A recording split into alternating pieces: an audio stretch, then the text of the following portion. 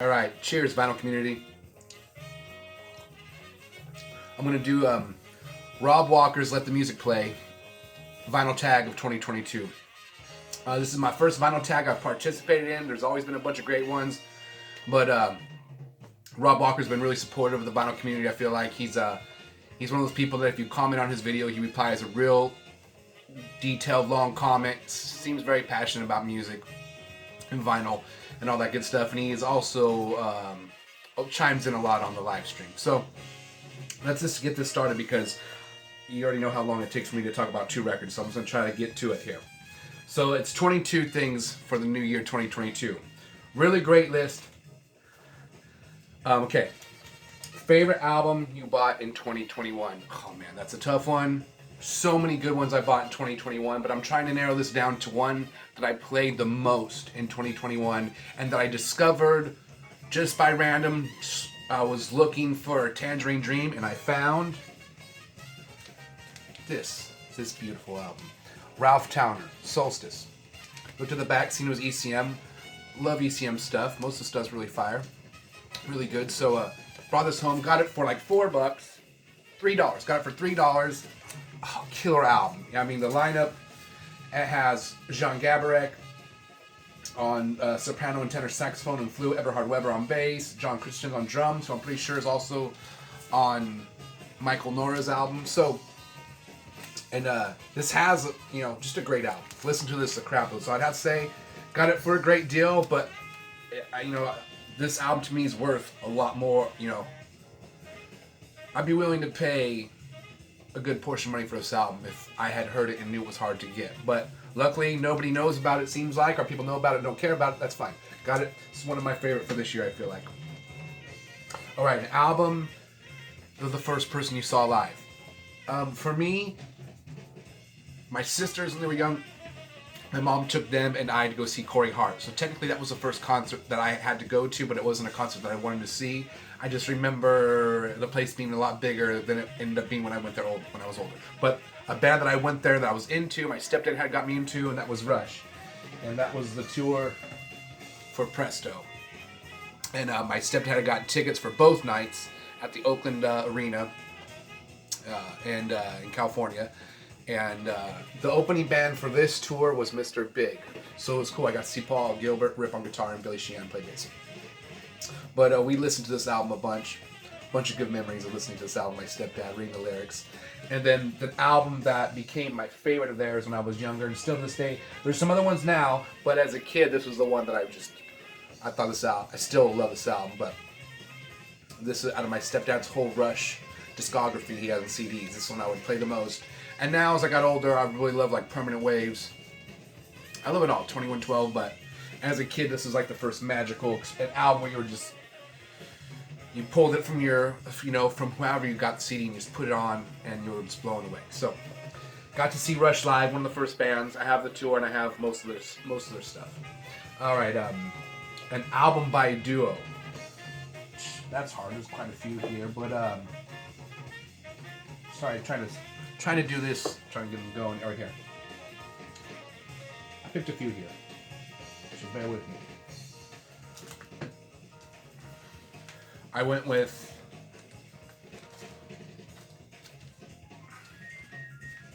John Abercrombie and Ralph Towner's Saragossa Sea. This is a promotional copy, and great album. Just them two killing it on the guitars, and they're kind of totally different styles. Chet Atkins with Merle Travis. That's pretty much the reason Chicken Pickin' exists, because of these two. Well, that scared the crap out of me. Hold on real quick. Everything's crumbling.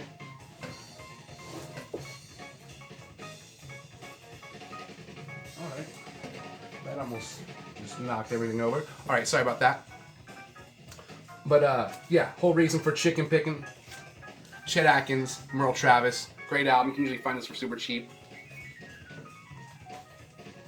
And then, hold on, just kind of got shuffles here. Sorry about that. And then probably my favorite duo,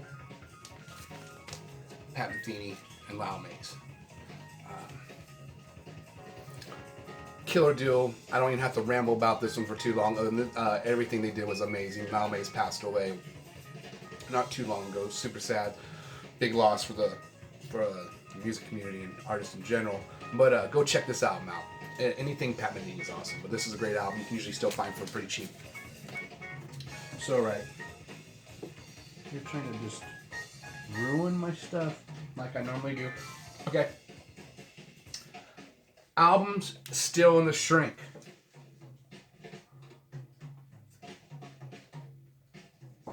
And just hold on here. So, Stone Temple Pilots with the Red Black Spratter still in the shrink. And I do have this album just kind of got totally smashed right now. Oh my gosh. But whatever, it's gonna be okay. And I got an extra one. That's what I get for bringing it out. Just show it off. All right, we're gonna be okay though.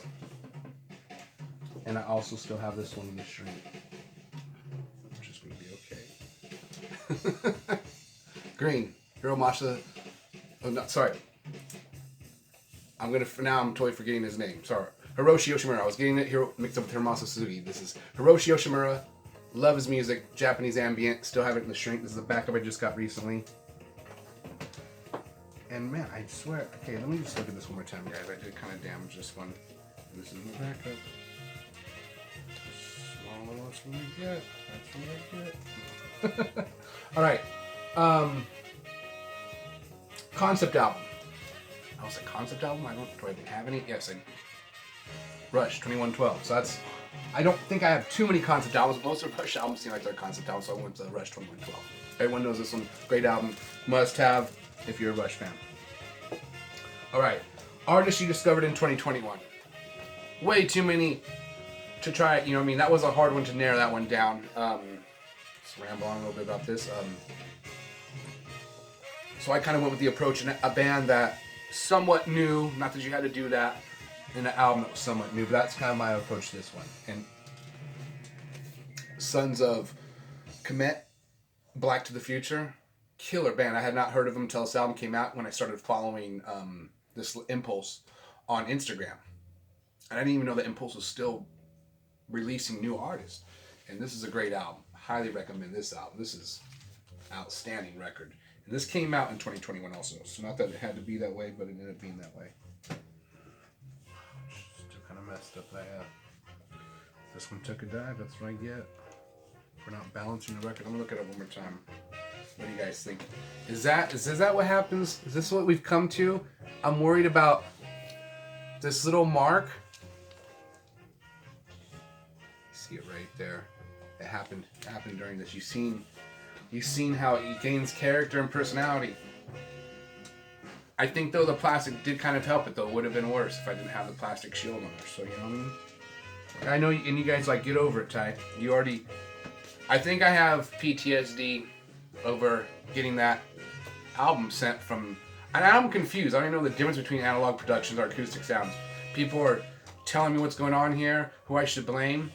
But I'm getting a new one. They're sending me a new one, so it hasn't got here yet. So we'll see what happens. And hey, my dog is like. Going full-fledged. You okay there? She's like one of those dogs that's like clean herself. It's like, hey, I think you're okay. All right. So here we go. That was Artists Discovered live album.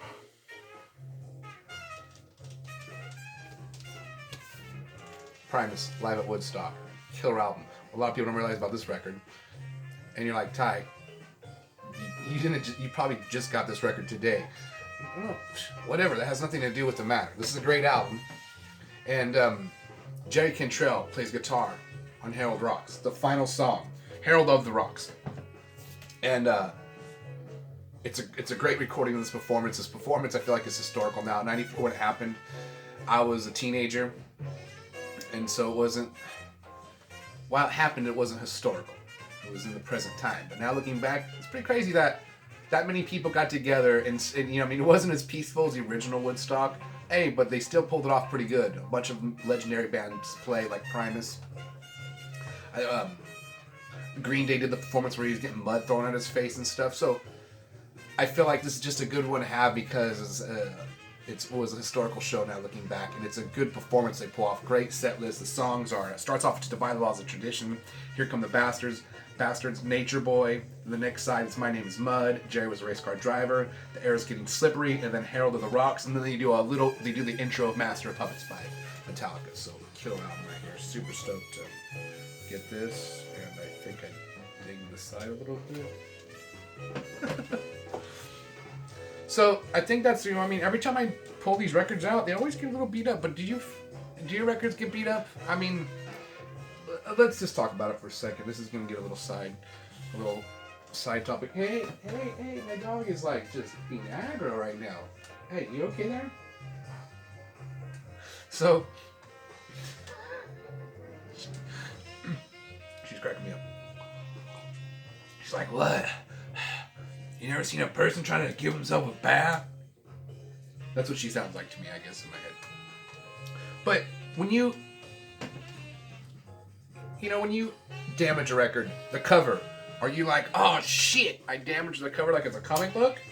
Or are you like, it doesn't matter, the music is all that's important? Because I'm like, the music's what is important. But, get some incense going here. The music is what's most important here. But it's like, you still like to have that clean copy. And I think right now, you know what, it's weird how we got to this. Has it turned into like baseball card collecting at this point? And I wasn't always like that. So I blame the VC. And not anyone directly, just I think we've all become a little more aggro over our records. Yes? No? No comment. Okay, back to what we're going on here. Album from a different continent. I'm with this quote. I got this a while back. It is Tazetta Ethiopian instrumental music. The Hallow Mergia and the Walias band. Super stony record. Don't really know too much about it.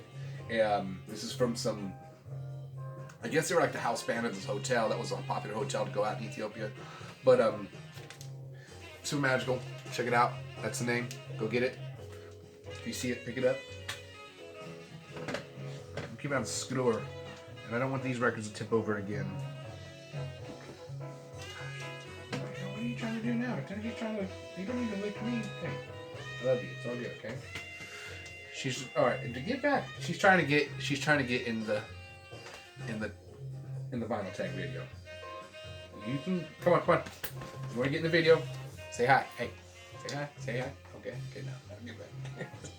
So say hi to the VC. You say hi?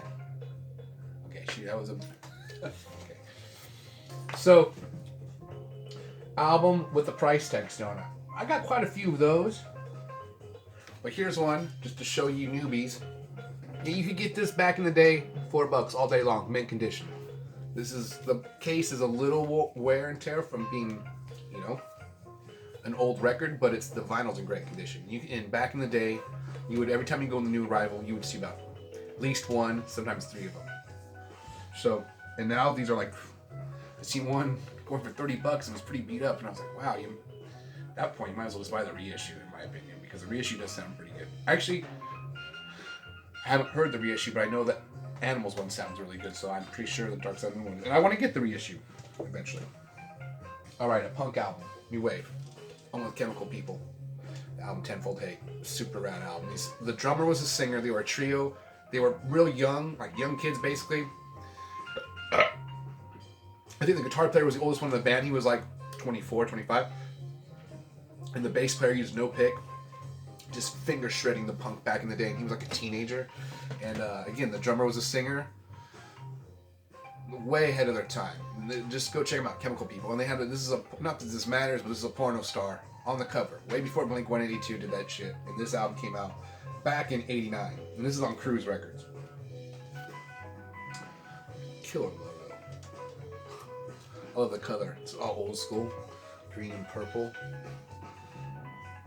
Great name for an album, Tenfold Hate. Gosh, great name for a band. All right, so album, a sporting theme album. Okay. And you're like, what a lot of people don't realize, I had a good friend who was at this photo shoot, and a lot of people don't realize that Sade was a big time sports fisherman. She's actually fishing for some shark right here, and any type of big sea animal. She's big into capturing. She's like, she would do spear fishing and shit like that. And right here, as you can see, she's looking at, you know, her next catch. And you can't see, but all her rig and all that stuff is behind her. So this is, she was a sports fisherman. And this album, the lyrics kind of pertain to that a lot. You know, I mean, there's a song on here called Keep Looking. Keep looking. She's talking about, you know, I mean, don't stop fishing. It's real simple. Clean heart. Duh. You gotta clean the fish once you get it. And then give it up. Sometimes the fish is too big. You gotta give it up. And then, you know,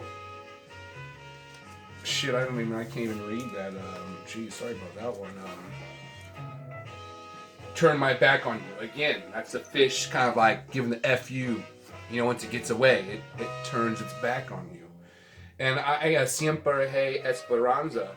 That's about like, that's like her white whale. That's the one that like she couldn't, it was just too big. She was there, she has nightmares about it. So a lot of people, you know, a little insight into the Sade world. Maybe I should have put the records up here. This wouldn't have happened. Okay, jazz album. Man, so much jazz. I think we all bought way too much jazz this year. I'm gonna be real, guys. Now, we didn't buy too much jazz, but I think that's the most, I feel like in the vinyl community, that's the most, that was it, guys. That was the most common genre that everybody's buying a lot of, jazz. Why is that? I have no idea. It seemed, I feel like because not all the big channels talk about jazz, but a lot of the big channels talk about jazz. And I think what's happened is a lot of people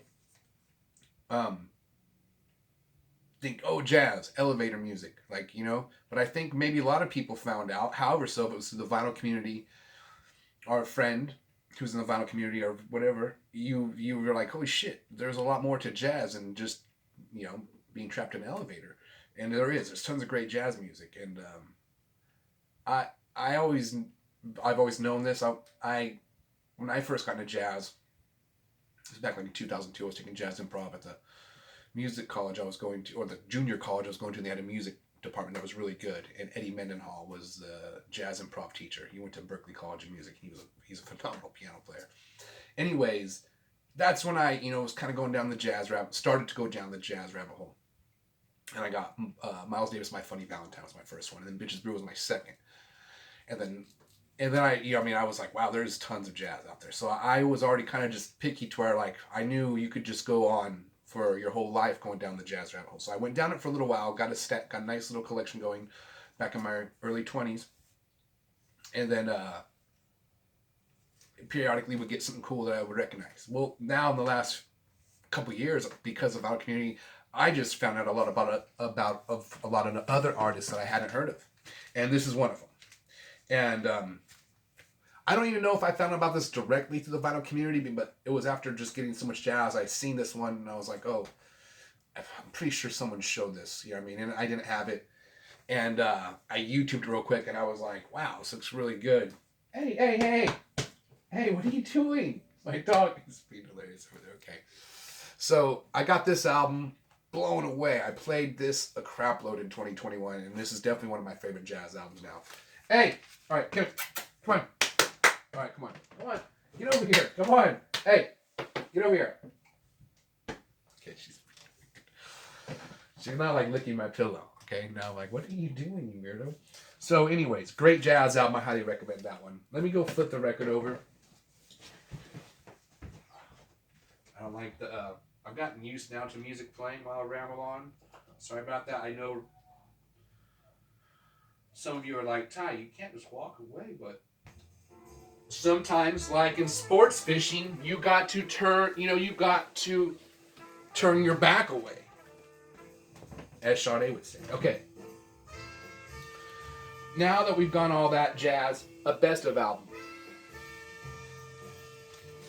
I have a few greatest hits, but this is one. I'm not the biggest Alice Cooper fan, but this is a good Alice Cooper album for me because some of his stuff was, my ears just weren't ready for, and they may never be, and someday they might be. But this one has some songs that I do enjoy, like the song Desperado. Now,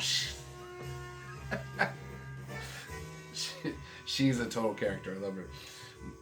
It has I'm 18, Desperado, School's Out, just a lot of songs. No More Mr. Nice Guy. What are you doing, Crazy? Now she's trying to get on the records. Hey, get back, Crazy. All right. And then a couple other I didn't recognize right off the back, but it's a cool album. I think the artwork's pretty cool. Kind of the mobster theme album from the old school mobster. But instead of the mobsters, it's him, his band, with still some of the old school people from the movies back in the day, I'm pretty sure. Anyways, cool album, cool art. That's my greatest hits. All right, album with 8 people. I went Frank Zappa, and I'm trying to keep this under 25, okay? And maybe we'll try to keep it to 22, yeah, right. Frank Zappa, Hot Rats. Got 8 people, got probably... I'm pretty sure I counted more than 8, but I don't know the exact number. But great album. Everyone knows this one. If you don't have any Frank Zappa, this is the black one. I have the pink one also. Let's make sure it didn't get in the great fall of the vinyl tag. I just want to let you guys know that was like a $300 record that got dinged. That's like, and again, chime in. Okay, soundtrack. Oh wow, I had to go. I went heavy on this one, guys. Sorry.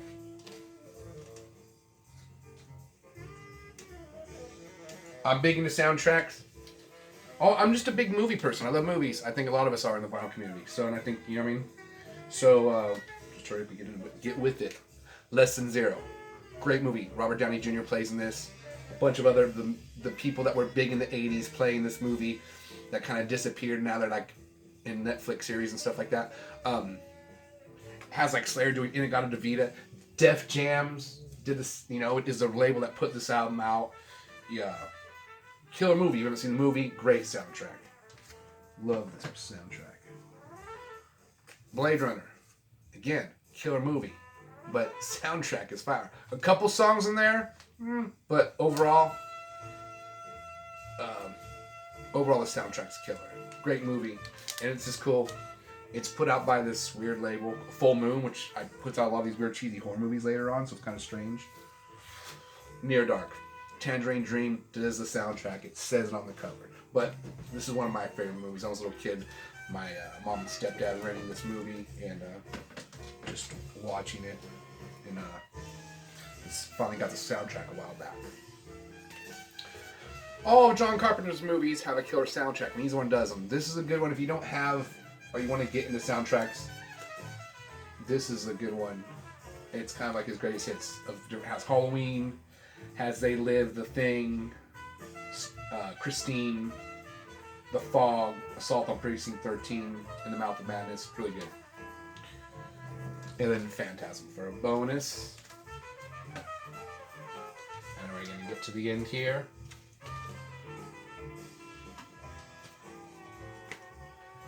Alright, and then, oh, that wasn't at least 8 people on the jacket. Okay, I totally fell. I just read that real quick. Sorry, I totally failed that one. So, I kind of cheated on that one. I'm sorry about that. It's going to take too long to try to go back. But, you guys are probably watching that part and then laughing the whole time. But yeah, so yeah, sorry about that, Rob. Alright, did the soundtrack. Some VCLT.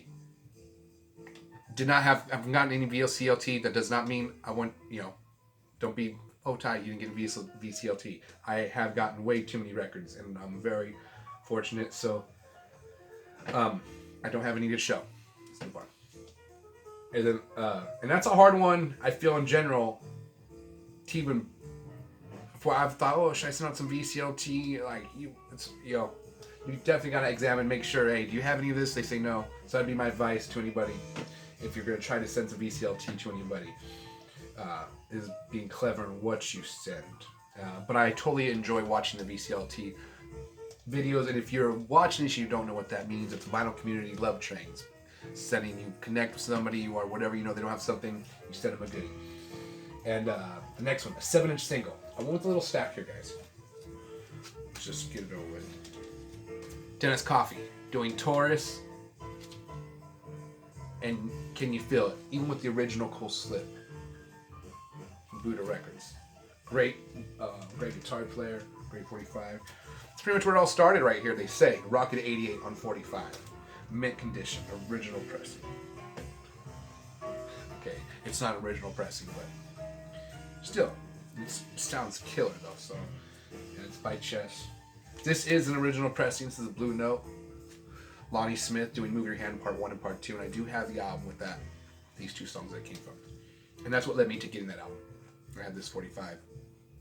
And I was like, what did this come from? Album's kind of hard to find.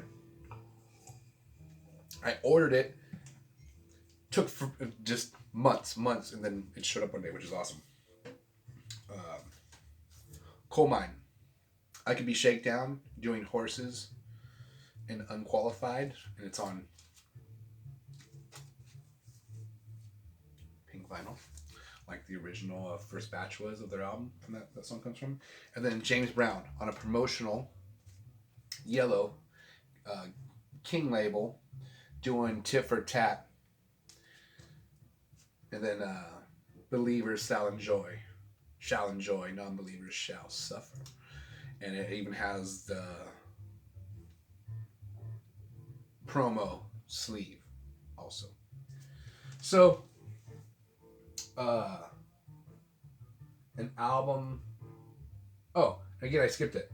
Sorry, getting a little jumbled here towards the end. An album with no writing on it. That was going to be, I was either going to show the White Album, which is like the only Beatles album I do have, or I was going to show you guys this album. If I can find it. Yeah, sorry. Get a little jumped. This promotional copy has nothing on it. Came with just this weird sleeve. It does have a little writing of the album, but it's kind of cool because it's the John Abercrombie and Ralph Towner. It's on a white label, promotional from ECM, which you don't see too often. And it came, I don't know if this is the case they were putting it out in or somebody made this, but it looks like that's printed on the little spine or whatever. And so anyways, that's album with nothing on it. Totally getting jumbled. I showed you the 7-inch back here, okay? Oh, the other album's going to show with no writing on it.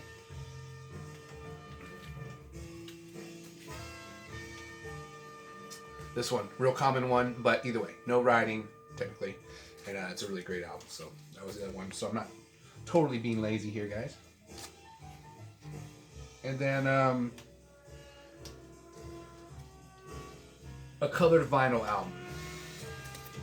This is a great album.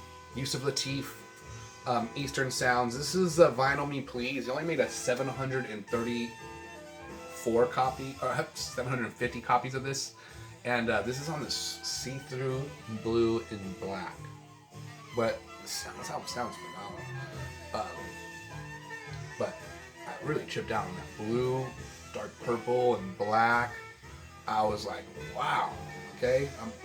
Again, and if all colored vinyl sounded as good as this one, then it would be 50-50. I still prefer traditional vinyl because it usually sounds better. That's what I'm just used to seeing growing up. But throughout this last year, colored vinyl has definitely grown on. I think all of us, including definitely myself, and I think everyone else. So, all right. Now, an album that came out in '82. Oh man, well, shit. A lot of good stuff came out in '8 and '82. Just by coincidence, let's see. This album was just laying. I picked two albums out to show, but I'm gonna laugh if this one came out in '82. Nope, this one's '81, so it was just an album I had plucked out of the collection by coincidence. But the albums that I did pick to show for '82 were Oingo Boingo, and I don't even Nothing to Fear. Oingo Boingo was badass. I got to see the drummer do a drum clinic when I was a little kid. I was taking drum lessons when I was 5 years old, and my drum teacher took me to go see him do this drum clinic, and it was mind blowing. So, and I got to meet the drummer and everything. It was super cool. I lost the autograph I got from him though. And then Bad Brains. Their first album came out. It was recorded in '81, but came out in '82, February of '82. So, super awesome album. It's Bad Brains' first album. If you haven't heard this, go listen to it. But pretty much one of the first punk bands. But more importantly, I hate sometimes to just put a band. Oh, they were a punk band. A lot of these bands in the 80s that got classified as punk, they were just badass. A lot of people listened to these bands that weren't only listening to, punk music. And I feel like still to this day, Bad Brains, a lot of people will, if you don't listen to, a lot of punk music or punk music at all, I dare you to put on Bad Brains, and most likely you're going to really enjoy it. And that might get you kind of to start checking out some of that punk that came out from that era. So, what's in on that? I got through it. Go like and subscribe. Rob Walker, Let the Music Plays. He's got a great channel.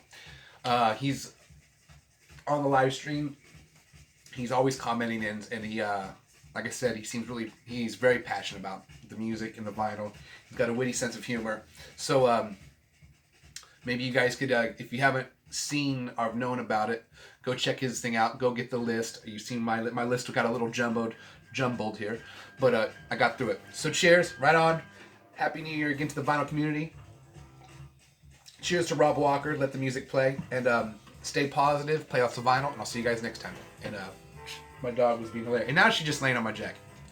Bye guys, see you next time.